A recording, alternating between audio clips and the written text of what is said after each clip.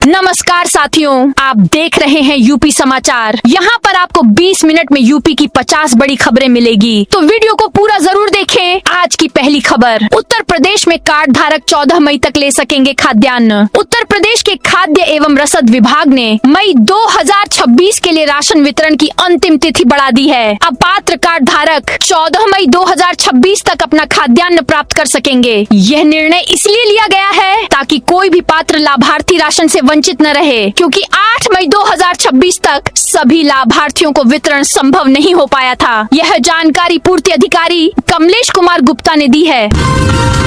बरसाना में राधा रानी मंदिर की रेलिंग में दौड़ा करंट, 2.5 घंटे दहशत के बीच श्रद्धालुओं ने किए दर्शन। राधा रानी मंदिर में गुरुवार सुबह दर्शन के दौरान मंदिर परिसर में लगी लोहे की रेलिंग में करंट आने से खलबली मच गई। मंदिर प्रशासन ने रेलिंग के पहले रस्सा लगा दिया और वहीं से श्रद्धालुओं को राधा रानी के दर्शन कराए। करीब 2.5 घंटे तक रेलिंग में करंट दौड़ता रहा। बाहर से कर्मचारी बुलाकर तार हटाए गए, तब सबने राहत की सांस ली। गुरुवार की सुबह श्रृंगार आरती के बाद राधा रानी मंदिर श्रद्धालुओं के लिए रोजाना की तरह खोला गया।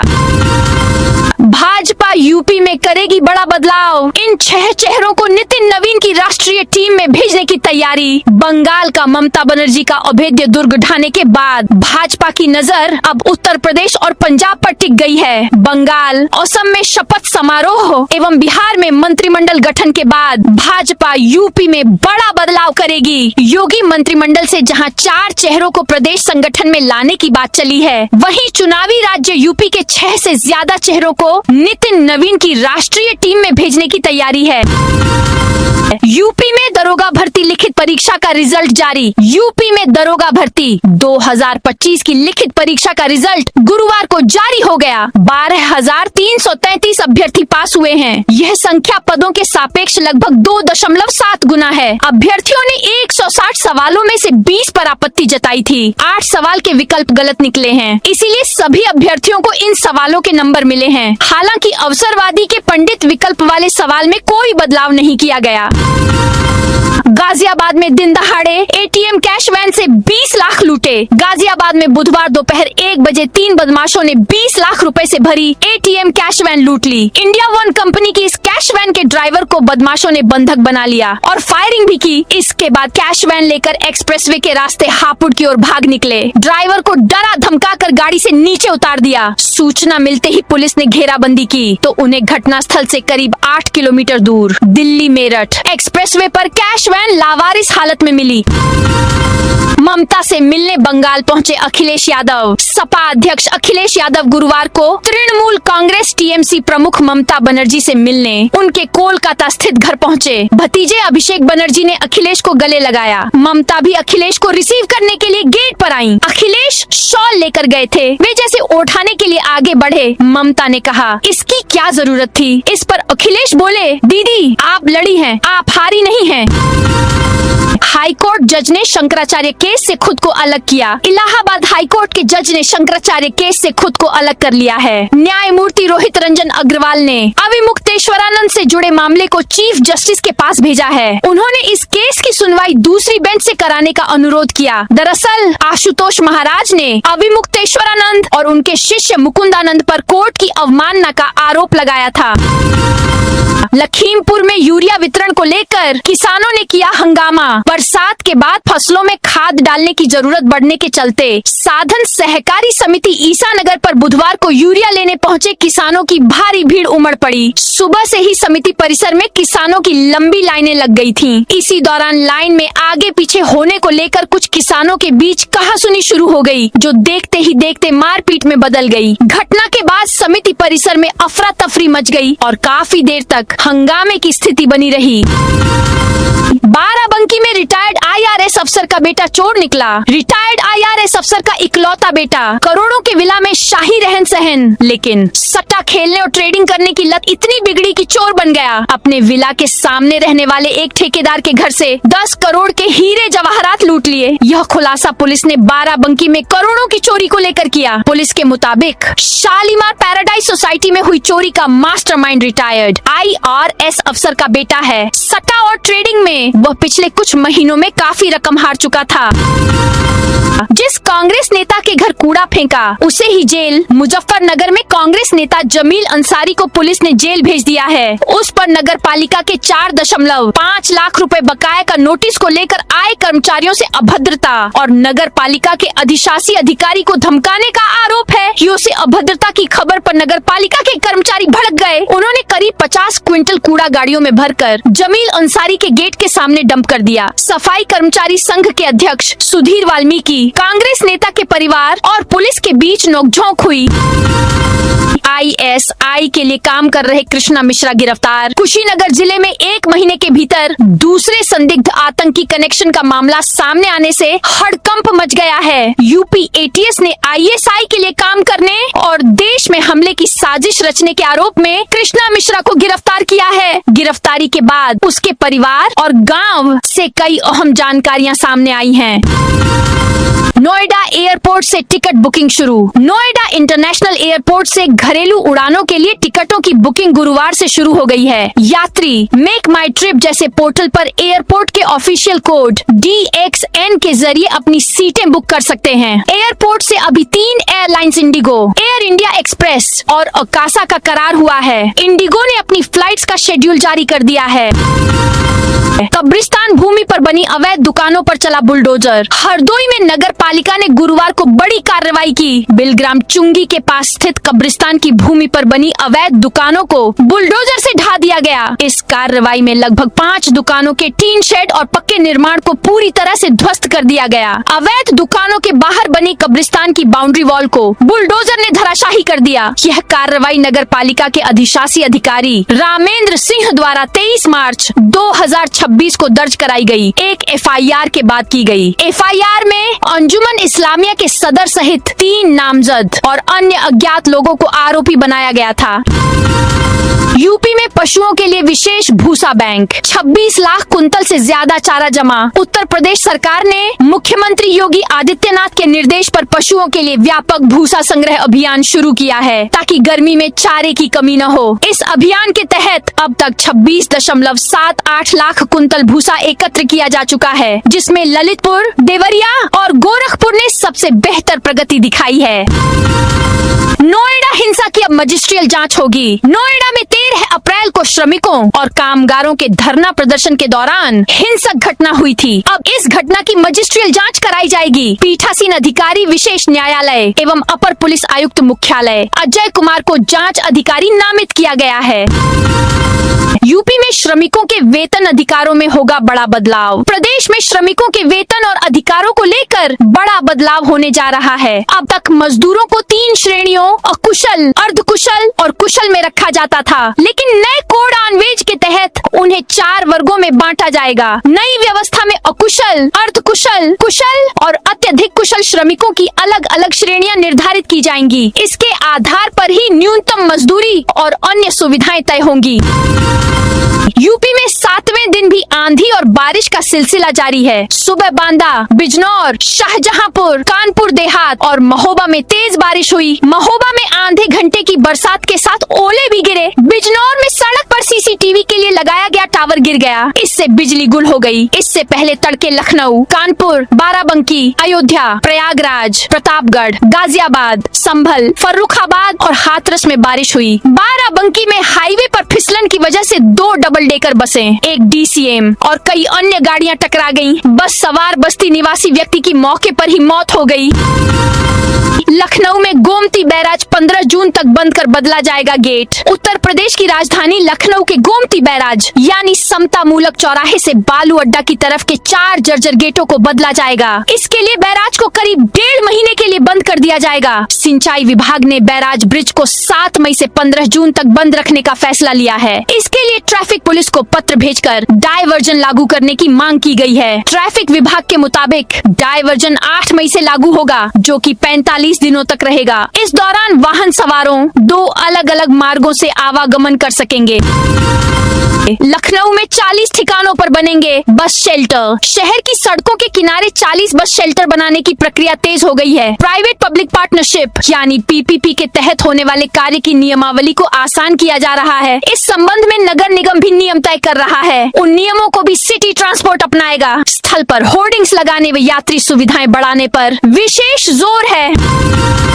रात भर में सभी प्रीपेड स्मार्ट बिजली मीटर हो जाएंगे पोस्ट पेड। यूपी के बिजली ग्राहकों को बड़ी सौगात देते हुए स्मार्ट प्रीपेड मीटर को पोस्ट पेड में बदलने का ऐलान हुआ है। प्रीपेड से पोस्ट पेड में करने की तारीख भी आ गई है। प्रीपेड मीटरों को पोस्ट पेड में बदलने की पूरी प्रक्रिया एक रात में पूरी हो जाएगी। 9 मई की रात से प्रक्रिया शुरू होगी और 10 मई तक सभी मीटर पोस्ट पेड हो जाएंगे। किराएदार भी कर सकते हैं स्वगणना। अलग आईडी से होगी गणना। लखनऊ में डिजिटल स्वगणना पोर्टल शुरू हो गया है, जिसमें किराएदार भी अलग आईडी के साथ अपनी जानकारी भर सकते हैं। यह प्रक्रिया 21 मई तक चलेगी और इसमें 34 प्रश्न पूछे जाएंगे, जिसके बाद 22 मई से प्रगणक घर घर जाकर सत्यापन करेंगे। पाक गैंगस्टर ने आतंकियों को दिया था पुलिस पर हमले का टारगेट। पाकिस्तानी गैंगस्टर शहजाद भट्टी ने गिरफ्तार संदिग्ध आतंकियों दानियाल अशरफ व कृष्णा मिश्रा को पुलिस पर हमले का लक्ष्य दिया था। इसके लिए पाक गैंगस्टर ने संदिग्ध आतंकियों को 1 लाख रुपए देने का लालच भी दिया था। दोनों संदिग्ध आतंकियों ने उत्तर प्रदेश सहित पंजाब के कुछ पुलिस थानों व सुरक्षा एजेंसियों के ठिकानों की रेकी भी की थी। एटीएस की टीम ने दोनों आतंकियों से कई अहम जानकारियां उगलवाई हैं। अग्निवीर भर्ती में पूर्वांचल के युवाओं का दबदबा। सेना में अग्निवीर बनने के लिए वाराणसी से सटे हुए जिलों के युवाओं का जोश हाई है। यही कारण है कि इस साल अग्निवीर के विभिन्न पदों की भर्ती के लिए जो ऑनलाइन आवेदन हुए हैं, उसमें वाराणसी और आसपास के युवा सबसे आगे हैं। पिछले साल मेरठ भर्ती कार्यालय के अधीन आने वाले पश्चिमी उत्तर प्रदेश के युवाओं के आवेदन सबसे अधिक हुए थे। वहीं इस बार आवेदन करने में सेना भर्ती कार्यालय लखनऊ पिछड़ गया है। इससे जुड़े लखनऊ के आसपास के जिलों से सबसे कम आवेदन हुए हैं। वारिसों को अब सिर्फ 1000 रुपए में होगी संपत्ति हस्तांतरित। प्रदेश में नगर निगम वसीयत या कानूनी उत्तराधिकारी के लिए 1000 से 5000 रुपए तक gift of free hold property मूल्य का 1% या अधिकतम 10,000 रुपए तक और कुछ हाउसिंग सोसाइटियों में यह 25,000 रुपए तक लिया जाता है। उत्तर प्रदेश के स्कूलों में अभिभावकों को मिली बड़ी जिम्मेदारी। उत्तर प्रदेश के विद्यालयों में अब अभिभावक विद्यालय प्रबंधन समिति SMC के अध्यक्ष बनेंगे, जिससे शिक्षा मंत्रालय के नए निर्देशों के तहत उनकी भूमिका मजबूत होगी। इस नई व्यवस्था में 75% सदस्य अभिभावक होंगे, जिसका उद्देश्य स्कूलों में जवाबदेही और भागीदारी बढ़ाना है। राहुल गांधी के विरुद्ध आय से अधिक संपत्ति की जांच के लिए हाई कोर्ट में याचिका। कांग्रेस सांसद राहुल गांधी के खिलाफ आय से अधिक संपत्ति अर्जित करने के आरोप में इलाहाबाद हाई कोर्ट की लखनऊ खंडपीठ में याचिका दायर की गई है। इस याचिका पर सुनवाई के लिए 12 मई की तारीख तय की गई है, जिसमें CBI और ED जैसी एजेंसियां भी पक्षकार बनाई गई हैं। कानपुर में सिटी हेल्थ एक्शन प्लान लागू होगा। कानपुर को स्वस्थ और रोग मुक्त शहर बनाने के उद्देश्य से गुरुवार को जिला प्रशासन और जॉन स्नो इंडिया के सहयोग से सिटी हेल्थ एक्शन प्लान के तहत विशेष को क्रिएशन वर्कशॉप आयोजित की गई। कार्यशाला का उद्देश्य विभिन्न सरकारी विभागों के बीच बेहतर समन्वय स्थापित कर शहरी स्वास्थ्य सेवाओं को मजबूत बनाना और एक प्रभावी हेल्थ मॉडल तैयार करना है। उत्तर प्रदेश के किसानों के लिए बड़ी खुशखबरी है। प्रदेश में स्मार्ट कृषि को बढ़ाने के लिए प्रत्येक जिले में ड्रोन बैंक खोले जाएंगे। इन ड्रोन बैंकों के संचालन की जिम्मेदारी एग्री जंक्शन और FPO के पास होगी। कोई भी किसान कीटनाशक और लिक्विड उर्वरकों के छिड़काव के लिए इन बैंकों से ड्रोन किराए पर लेकर इसका इस्तेमाल कर सकेंगे। विश्व बैंक पोषित योजना यूपी एग्रीज के सहयोग से राज्य सरकार इन ड्रोन बैंकों को 50% अनुदान पर ड्रोन उपलब्ध कराएगी। उत्तर प्रदेश मुख्य सचिव SP गोयल ने प्रदेश के सभी जिलों में 9 मई को राष्ट्रीय लोक अदालत आयोजित कराने के लिए जरूरत तैयारियों के निर्देश दिए हैं। उन्होंने गुरुवार को मंडलायुक्तों व जिलाधिकारियों को वीडियो कॉन्फ्रेंसिंग से जरूरी निर्देश दिए। उन्होंने कहा कि राष्ट्रीय लोक अदालत में भाग लेने वाले सभी विभाग सकारात्मक प्रयास करें। लोक अदालत में अधिक से अधिक पुराने मुकदमों की पहचान कर उनका निस्तारण कराएं। हर विभाग का एक नोडल अधिकारी नामित किया जाए। बैंक के साथ समन्वय कर रिकवरी से जुड़े मामलों के समाधान पर विशेष ध्यान दिया जाए। देवबंद में 2131 करोड़ की सौगातें। योगी बोले फतवों। मुख्यमंत्री योगी आदित्यनाथ ने गुरुवार को देवबंद की धरती से पश्चिमी उत्तर प्रदेश की बदली तस्वीर को फतवों से विकास तक की यात्रा बताते हुए बड़ा राजनीतिक संदेश दिया। उन्होंने कहा कि कभी देवबंद पहले फतवों, दंगों और विवादों के कारण देश भर में चर्चा का केंद्र रहता था, लेकिन आज वही देवबंद विकास, सुरक्षा और विश्वास की नई पहचान बन रहा है। देवबंद में स्थापित एटीएस सेंटर का उल्लेख करते हुए योगी ने कहा कि अब यहाँ देश विरोधी गतिविधियों पर पैनी नजर रखी जा रही है। जो देश की सुरक्षा में सेंध लगाएगा उसका काम तमाम होना तय है।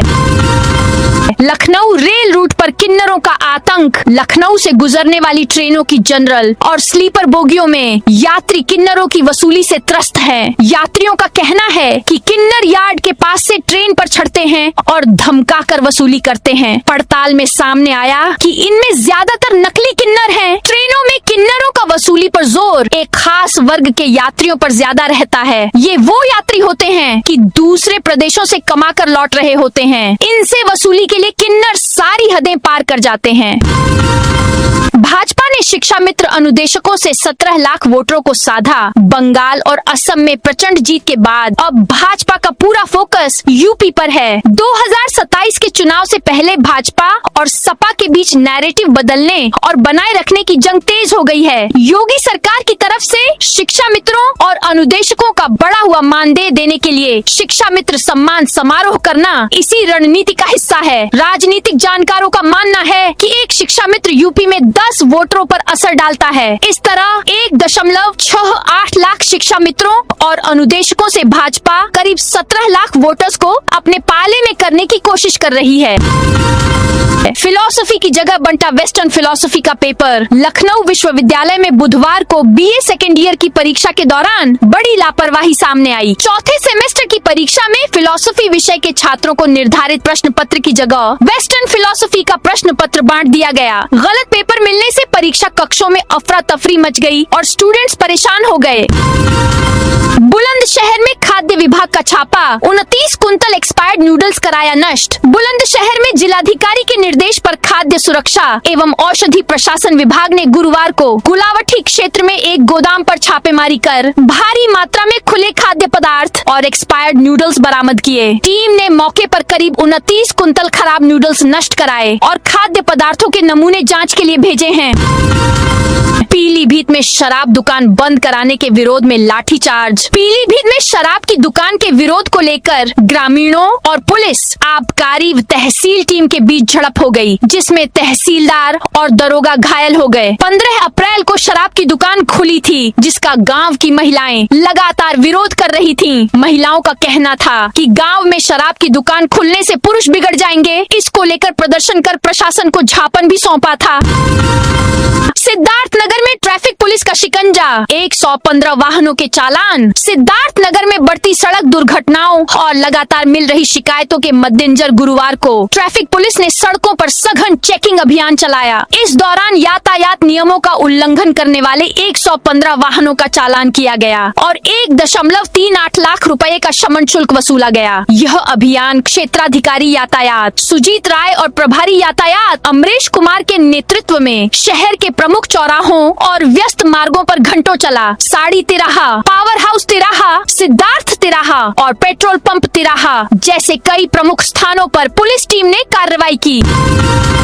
वाराणसी के अवैध अतिक्रमण के खिलाफ कार्रवाई। वाराणसी के अवलेशपुर में गुरुवार को नगर निगम की टीम भारी पुलिस बल के साथ पहुंची। टीम ने अवैध अतिक्रमण पर बुलडोजर चलाकर कई निर्माणों को ध्वस्त कर दिया। कार्रवाई के दौरान 3 थानों की पुलिस फोर्स, 2 प्लाटून पीएसी तथा महिला पुलिस बल भी मौके पर तैनात रहा। नगर निगम की इस कार्रवाई के दौरान 2 बुलडोजरों की मदद से टीन शेड, दीवारें और अन्य अस्थायी निर्माण गिराए गए। प्रशासन का कहना है कि सरकारी जमीन पर अवैध कब्जा कर निर्माण किया गया था, जिसे कब्जा मुक्त कराने के लिए अभियान चलाया जा रहा है।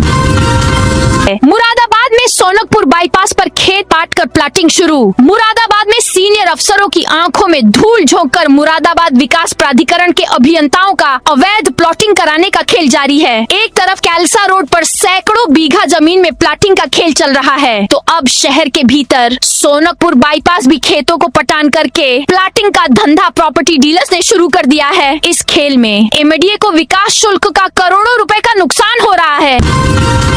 3000 करोड़ के अवैध लेने देन का मास्टरमाइंड महफूज अरेस्ट। कानपुर पुलिस ने फरार चल रहे 25,000 के इनामी महफूज अली उर्फ पप्पू छुरी को अरेस्ट करने के बाद गुरुवार दोपहर जेल भेज दिया। महफूज और उसके करीबियों के 68 बैंक अकाउंट से करीब 3000 करोड़ का लेन देन सामने आया है। शातिर महफूज स्लैटर हाउस और स्क्रैप कारोबार की काली कमाई को अपने अकाउंट में लेकर उन्हें अपना कमीशन काटकर कैश रिफंड करता था।